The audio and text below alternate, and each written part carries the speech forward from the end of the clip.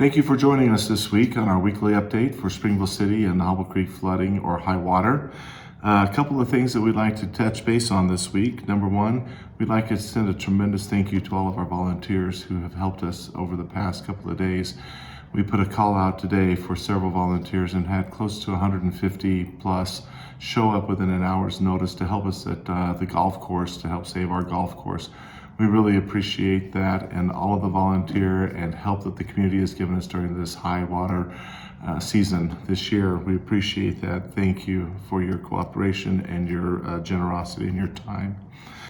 A couple of things we want to touch base on this week. On Tuesday night, we're expecting our highest water flow so far of the season. So we'd ask everybody to please be very careful around the creek to make sure that they are watching their pets, their children, even the walking or jogging partners you may have as you're out exercising. Just be very careful around the creek at this time.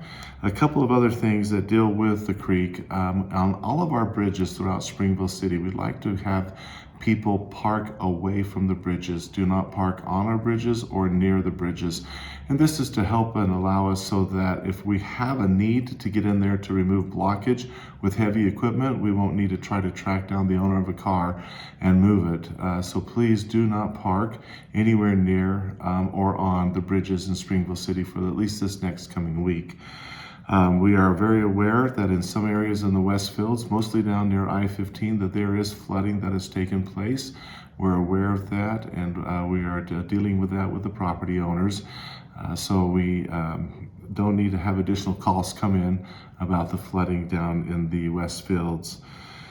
A couple of things that we've heard on or we've read on some social media is what will we do with all of these sandbags after we're done with them? A couple of things that we just want to mention right now. Number one, don't take your sandbags off of your property yet. We still have some high water coming, but when the time does come, do not put your sandbags at Bartholomew Park. That is a very special sand up there that we use, and we cannot have it contaminated with other types of sand, especially the sands that we use to put in these sandbags. And we'll have more information later on where you can dispose of those. It will most likely be at the rodeo grounds. So just keep that in mind as we go over these next few weeks and as we have the opportunity to clean up the sandbags. Please do not put the sandbags at Bartholomew Park. Just another general reminder, please stay safe. We appreciate again all the help from Springville City, the employees, all of our great citizens, and the many others who have done all that they can. We are aware that the Spanish Fork is starting to see high river flows. Provo is going to start seeing an increase. That has to do with the elevation of where their snowpack comes from.